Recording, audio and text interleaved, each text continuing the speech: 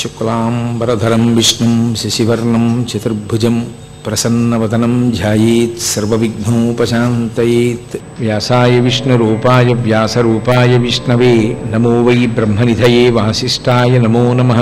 విమలపటి కమలకుటి పుస్తకరుద్రాక్షసస్తహస్తపుటి కామాక్షి పక్ష్మలాక్షి.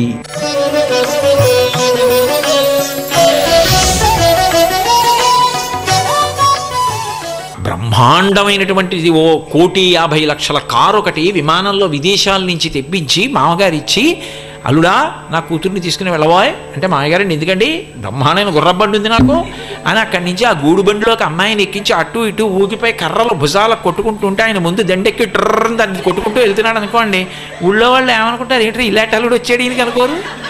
అలా ఎనయ్య సింహం ఎక్కడ ఎద్దుగా అని ఆ ఎద్దెక్కి తిరుగుతుంటాడు. ఎప్పటిదో పాపం ఎద్దు ముసల్దా అయిపోయి ఉంటుంది. అది ఎక్కి తాను కూర్చుని నిన్ను ఎక్కించుకుని వీధిలో తిరుగుతుంటే ఆ హనీ ఐశ్వర్యం ఎంత బాగుంటుందంటావు. అంటే ఎక్కడైనా లోపల రవ్వ ఉంటే మాత్రం విసిరితే మంటే.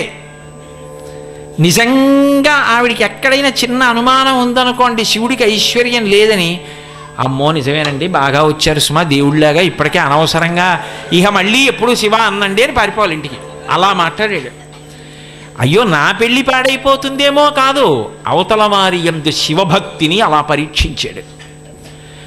కాబట్టి ఇంట నుండనుల్లడు లుకులలు కాని ఎనయ సింహం ఎక్కడిద్దుగా అని. అటువంటి వాడు నీకెందుకమ్మా? కాబట్టి నా మాట విను. నీకొక్క మాట చెప్పనా, నీ అదృష్టమో నా అదృష్టమో నువ్వు బాగా గమనించుంటావు, నీ బ్రహ్మచారిని. కాబట్టి నేను వయసులోనున్నవాడ ముదిమిలేనివాడ మోహనాకారుండ తరుణి నిన్ను నేల తగినవాడ నన్ను తవిలి నీవు నా వెంట చనుదెమ్ము వనటకుంద నేత్ర వనజనేత్ర. ఎందుకు అనవసరంగా ఆయన గురించి తపస్సు? చూసావా బ్రహ్మచారిని ఎంత అందంగా ఉన్నానో. కాబట్టి అయింది ఏదో అయిపోయింది, ఇంకా మళ్ళీ వెనక్కి వెళ్ళి తెలియక నేను శివుడి గురించి తపస్సు చేశాను అమ్మ, అక్కడతో వదిలిపెట్టేశానమ్మా, మీరు సంబంధం చూడండి అమ్మా అంటే ఊళ్ళో వాళ్ళందరూ శివుడి గురించి తపస్సు చేసిందిట, ఇప్పుడేమో ఇంకోడు కావాలట, పిల్ల మనసు మలినమైంది కదా, రకరకాల పేర్లు చెప్తారు. అక్కడి నుంచి మీ అమ్మగారికి నాన్నగారికి మనసు పాడవుతుంది. ఎందుకు? హాయిగా నేను వచ్చానుగా బ్రహ్మచారిని, చక్కగా చూడు ఎంత అందంగా ఉన్నాను. ముదిమిలేనివాడ, నేనేం ముసలాన్ని కాదు, మోహనాకారుండ చక్కగా అందంగా ఉన్నాను. తరుణి నిన్ను నేల తగినవాడ, నిన్ను చేపట్టడానికి తగినవాడిని. కాబట్టి నన్ను తవిలి నీవు నా వెంట చనుదేమో, ఇంకా మళ్ళీ ఇంటికి వెళ్ళడాలి చెప్పడాలు పెట్టకో, వచ్చేయి. వనటకుంద నేత్ర వనజనేత్ర, అలా ఇంటికి వెళ్లకుండా ఇక్కడే కూర్చుని తపస్సు మానేసి బాధపడుతూ జరిగింది ఏదో ఇలా అయిపోయింది ఎలా ఎలా ఎలా అని వేళ్ళు విరుచుకోకు, వచ్చేదా పోదాం అన్నాడు. ఆవిడంది వెంటనే లేచి చెలికెత్తెల్లి పిలిచింది. వీడట బ్రహ్మచారి అట వీనుల పెట్టగరాని మాటలే ఆడుచునున్నవాడు, నమశివాయయుండాడగరాదు మదనాంధుడు వీడు, వీని పండ్లోడగ వేసి ద్రుబ్బుడని ఉగ్రత పల్కిన కాంతలందరూ. వెంటనే ఆవిడ లేచింది, చెవులు మూసుకొని నమశివాయ, శివునకు నమస్కారము వినా ఇంకొక మాట వినడానికి వీల్లేదు. మదనాంధుడు వీడు, వీడు మదంతో కాలిపోతున్నాడు. వీనులను పెట్టగరాని మాటలే ఆడుచునున్నవాడు, శివనింద వినకూడదు, శివనింద పలుకుతున్నాడు. దాని వలన విని మనకి మహాపాపం వస్తుంది. ఒక్కటే పండ్లు ఊడగ వేసి ద్రొబ్బుడని, వీడి పళ్ళు ఊడిపోయేట్టు కొటాతలకి లాగిబారేయండి. ఉగ్రత పలికిన, మహాకోపంతో పలికేటప్పటికీ కాంతలందరూ చుట్టూ ఉన్న చెలికెత్తలందరూ ఆ బ్రహ్మచారి మీద పడ్డారు ఈడ్చి తగిలిస్తూ. అమ్మబాబోయ్ అని అకస్మాత్తుగా ఒక్కసారి తన పరమశివుని యొక్క స్వరూపాన్ని ఆవిష్కరింపజేశారు. వేసి శంకర చంద్రోద్భాసిత శేఖరే స్మరహరే గంగాధరే శంకరే సర్పైర్భూషిత కంఠకర్ణ వివరే నేత్రోద్ధవైశ్వానరే దంతిత్వకృత సుందరాంబరధరే త్రైలోక్య సారే హరే అంటారే శంకరులు. అలా దివ్యమంగళ విగ్రహాన్ని చూపించాడు. చూపించగానే పొంగిపోయి అమ్మవారు పాదముల మీద పడి నమస్కారం చేసింది. నమస్కారం చేసి నిలబడితే అన్నారు, కామిని చూచు చూపులకు కామపరవశుండై కాముని తొల్లి గెలిచిన మగంటిమి నెల్ల మరంగి కామినిన్ లోలత చూచుచుండ మరి కామినియున్ కాముడు చూచు చూపులకు కామ వికారత పొందే మదనాస్త్రపాతయై. ఇంత మన్మధుణ్ణి గెలిచినవాడు ఆవిడ తపశ్శక్తి చేత వశం చేసుకుంటే శివుడంతటి వాడు అమ్మవారిని, అబ్బా ఏమి తపశ్శక్తి, నన్ను వశం చేసుకున్నావు పార్వతి అని అభినందన పురస్సరంగా చూస్తున్నట్ట. ఆవిడ శంకరుడి అందానికి చూసి ఎంత అందగాడో అని మనస్సులో ఆవిడ అలా నిలబడిపోయి ఆవిడ చూస్తోందట. అడిగాడు, నన్ను కళ్యాణం చేసుకోమనే కదా నువ్వు వచ్చావు, మనమిద్దరం అభిన్నులం, ఎప్పుడూ అది దంపతులం, రా కైలాసానికి వెళ్ళిపోదాం అన్నాడు. ఆవిడంది, రాను, గతంలో ఇలాగే నేను అనేక అవతారాల్లో కళ్యాణం చేసుకున్నాను, దక్ష ప్రజాపతి కుమార్తెగా ఉన్నప్పుడు కూడా చేసుకున్నాను, ఈ అవతారంలో అలా రాను, నువ్వు నా పుట్టినింటికి రావాలి. ఎక్కడ నా పుట్టినిల్లు? హిమవత్ పర్వత ప్రాంతంలో హిమవంతుడుండేటటువంటి చోటికి రావాలి. వచ్చి కన్యార్థివి కావాలి, నువ్వు అడగాలి, పెద్దవాళ్ళని పంపించాలి. పంపించి అయ్యా మీ అమ్మాయిని నాకు ఇవ్వండి అని అడగాలి. మా నాన్నగారు అమ్మగారు ఒప్పుకోవాలి. నేను కైలాసానికి వచ్చి పెళ్ళాడడం కాదు, నువ్వు కైలాసం విడిచిపెట్టి నా దగ్గరికి రావాలి. అదే కదూ నేను అన్నది. ఆశ్చర్యం ఏమిటంటే ఇక్కడ దేవాలయం ఉంటే ఇది కైలాసం, కానీ ఇక్కడ పార్వతీ కళ్యాణం ఎలా జరుగుతోంది? ఇక్కడి నుంచి శంకరుడు పక్కనున్న గాయత్రి ఇంజనీరింగ్ కాలేజీకి వెళ్ళి అక్కడ కళ్యాణం చేసుకుంటున్నాడంటే యథార్థమైన పార్వతీ కళ్యాణం ఆవిష్కరింపబడిందా లేదా? అది అమ్మవారి అనుగ్రహం. అంటే పార్వతీ కళ్యాణం ఎలా చెప్పబడిందో అలాగే చేసుకుంటుంది ఆవిడ.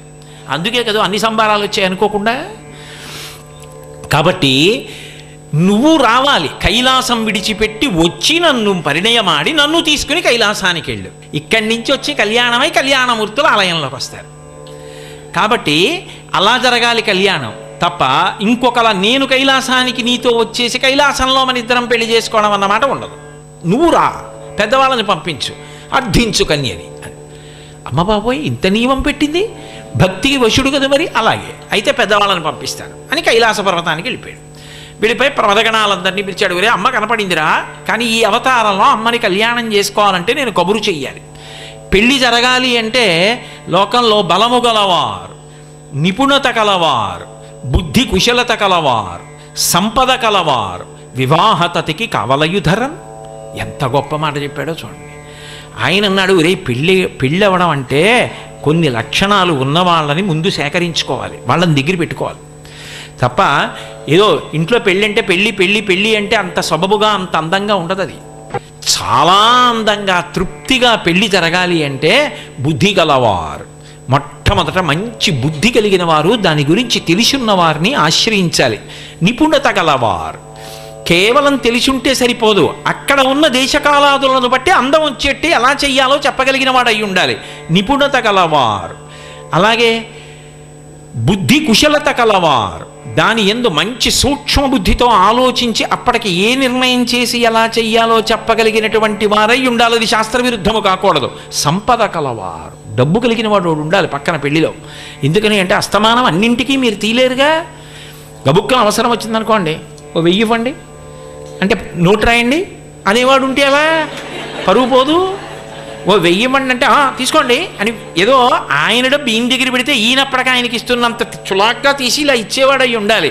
అంతేగాని ఇచ్చి అండి ఈయన ఇస్తాడంటారా అని పెళ్లి కొడుకు తండ్రిని అడిగారు అనుకోండి, ఆయనకి మళ్ళీ ఎంత ప్రమాదం వస్తుంది అక్కడ. అందుకని సంపద కలవారు, డబ్బున్నవాడు ఉండాలి పెళ్లిలో పక్కన. కాబట్టి సంపద కలవారు వివాహతతికి కావలయుధరన్. ఎవరితో? శివుడు. ఇప్పుడు మరి ఆడపిల్లి వారింటికి వెళ్ళి చేసుకోవాలి కదా. అందుకని ఇలాంటి వాళ్ళు మనకి కొంతమంది కావాలి. ఎలా, ఎవరిని పిలుద్దాం అన్నాడు. అంటే ప్రమదగణాలు అన్నాయి, అంత గొప్పవాళ్ళు మనకి లేకపోవడం ఏమిటి శంకరా?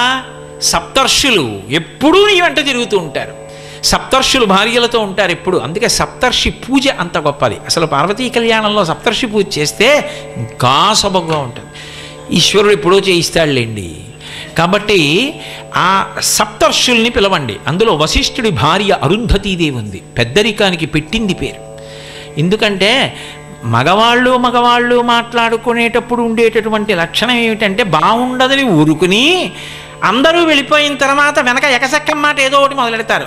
ఏమిటో చూసారా, ఆ బాబోయ్ మనం ఏదో అనుకున్నాం కానండి, ఇలా లాంఛనాలు అంటే ఇంకా మన పని అయినట్టు, ఇప్పుడే ఇలా ఉంటే అంటుంది, పిడుగుపడినట్టు ఉంటుంది. ఇంకా రాత్రి ఆయనకి నిద్ర పడదు, ఇటు దుల్లుతాడు అటు దుల్లుతాడు, ఆ సఖ్యత పోతుంది. కాబట్టి లోపల మాట్లాడేవి కొన్ని ఉంటాయి, బయట మాట్లాడేవి కొన్ని ఉంటాయి. ఇక్కడ మాట్లాడేవి మామూలుగా ఉంటాయి, లోపల మాట్లాడేవి అత్యంత ప్రమాదకరమైన విషయాలు కొన్ని ఉంటాయి. అదేంటంటే వేదం శాస్త్రం ఇవేం అక్కర్లా. మా ఇంట్లో ఇది ఆచారం అండి అని మొదలెట్టే పెద్ద ఆవిడ వస్తుంటుంది. మాకు ఇలా ఉండాలండి, ఇన్ని పెట్టాలండి, 200 పెద్ద లడ్లు ఉండాలండి, కాజాలు ఉండాలండి, అవి ఉండాలి ఆ పెళ్ళికి, అదే ఆ పెళ్ళి అంటే. అలా చెప్పిందా వేదం?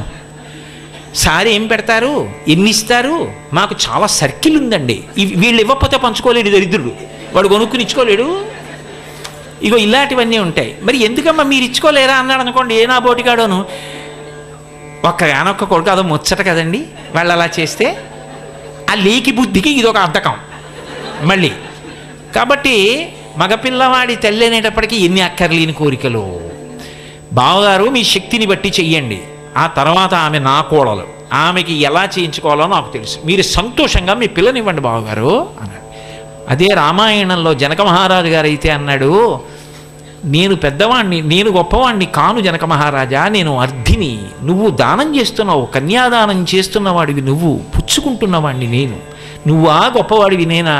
నువ్వు పిల్లనిస్తే కదూ నాకు కోడలు, నాకు కోడలు వస్తే కదూ నా వంశం పెరగడం, నా కోడలు వచ్చింది అని నేను మామయ్య గారు అని పిలిపించుకున్నాను అంటే నాకు తృప్తి కలిగితే, నే బతికుండగా నా కొడుకు నా కోడలు ముచ్చటగా అలా తిరుగుతుంటే, వాళ్ళకి పిల్లలు పుడితే వాళ్ళు తాత అన్న ఒళ్ళో వచ్చి ఆడుకుంటే ఆ పిల్ల కదూ ఆధారం. అటువంటి పిల్లనిచ్చినవాడు ఈ నువ్వు కదూ. అయినప్పుడు నువ్వా గొప్పవాడివి నేనా? నా దగ్గర నువ్వెందుకు చేతులు కట్టుకోవడం, నిజానికి నేను కట్టుకోవాలన్నాడు. అది రామాయణం, ఆ జాతికి వారసులమ్మా. తప్ప లేనిపోని నిక్కు చూపించమని ఎక్కడా చెప్పలేదు. కాబట్టి అటువంటి వాళ్ళు కావాలి. అంటే అరుంధతీదేవి ఉంది, చాలా బాగా మాట్లాడుతుంది. అరుంధతీదేవి మాట్లాడితే అవతల వాళ్ళు మాట్లాడడానికి ఉండదు. ఎందుకని దేని దృష్టిలో పెట్టుకు చెప్తున్నారు, అక్కడ మేనకాదేవి ఉంది. అందుకని ఆ జాగ్రత్తగా మాట్లాడే వాళ్ళు ఉండాలి. ఆవిడికి నేను ఇంత తపస్సు చేశాను, ఇంత గొప్ప కూతురు, ఇంత గొప్ప కూతురికి తగిన వరుడు ఉండాలి, ఇదిగో శివుడే బ్రహ్మచారిగా వెళ్ళి చెప్పిన మాటలేవో ఎవరో వెళ్ళి చెప్పారనుకోండి, ఇంకేమైనా ఉందా? అందుకని అరుంధతీదేవి లాంటి వాళ్ళు ఉండాలి. సప్తర్షులైతే ఋషివాక్యానికి తిరుగులేదు. అందుకని సప్తర్షుల్ని భార్యలతో పిలిచి కబురు చేద్దాం పిల్లనిమ్మని. అలాగే అన్నాడు శంకరుడు. పిలిచాడు, వచ్చారు. సప్తర్షులకి చెప్పాడు, మీరు నా పనుపున వెళ్ళి పిల్లని అపేక్షించండి, కన్యనిమ్మని అడగండి. ఓ తప్పకుండా మహానుభావ, నీ వైభవం చెప్పడం కన్నా మాకు అదృష్టమే ఉంటుంది, ఇప్పుడే బయలుదేరుతున్నాం అన్నాడు. అరుంధతిని ఒక్కదాని వెనక్కి పిలిచాడు. అమ్మా ఇలారా అన్నాడు. వచ్చింది. ఏమి స్వామి, ఏం ఆజ్ఞ, ఒకసారి కూర్చో. ఆయన అన్నాడు, గొప్ప నీతి చెప్పాడు. వనిత కూతుల పెండ్లి చేయునెడలన్ వాచాలకుల్ తల్లులేయని లోకంబులు పలుకుగావున సతీ నీ వద్రీషు ఇల్లాలితో ఒరగన్ వనరన్ ఈ కన్నియకున్ వరుండు తగు మీరు ఊహింపగానేల ఇమ్మని కార్యంబు ఘటింపగా పలుకు మీ నీరేజ పత్రిక్షణ అన్నాడు. ఈ లోకంలో పెద్ద ఇబ్బంది ఒకటి ఉందమ్మా, నీకు తెలియదు. ఏమిటో తెలుసా? కూతుల పెండ్లి చేయు ఎల్లెడలన్ వాచాలకుల్ తల్లులే. ఆడపిల్ల పెళ్లి చేసేటప్పుడు మొట్టమొదట వాచాలత్వం ఎవరిది అంటే ఆడపిల్ల తల్లిదే. నేను అంటలేదు మహాప్రభు, శివుడు అన్నాడు.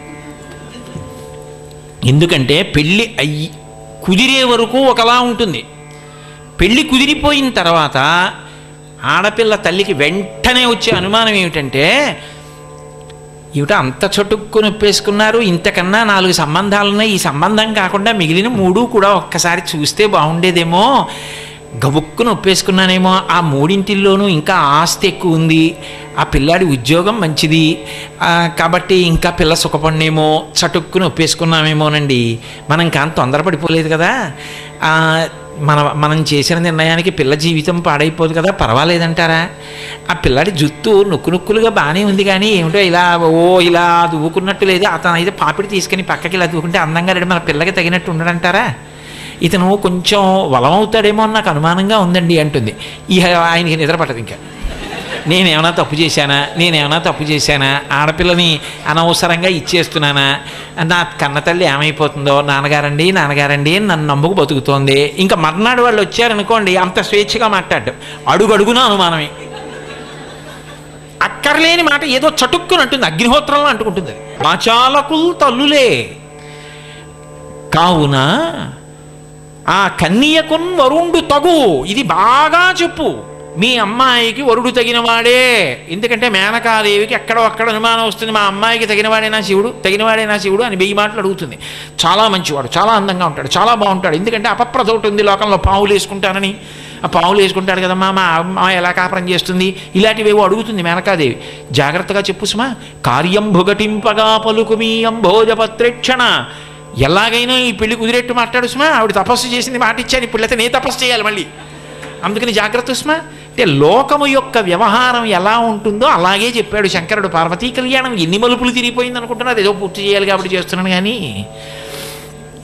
సరే పాపం ఈ ఋషులు బయలుదేరారు. ఈ ఋషులు ఇలా బయలుదేరి దేవతలు అలా వచ్చారు. ఏం మీ అందరు వచ్చారన్నాడు శంకరుడు. స్వామి మాదొక్క కోరిక. ఏమిటి చెప్పండి అన్నాడు. మీ కళ్యాణం అని విన్నాం, అవును ఇంకా కుదరలేదు, ఇప్పుడే కబురు చేశాను.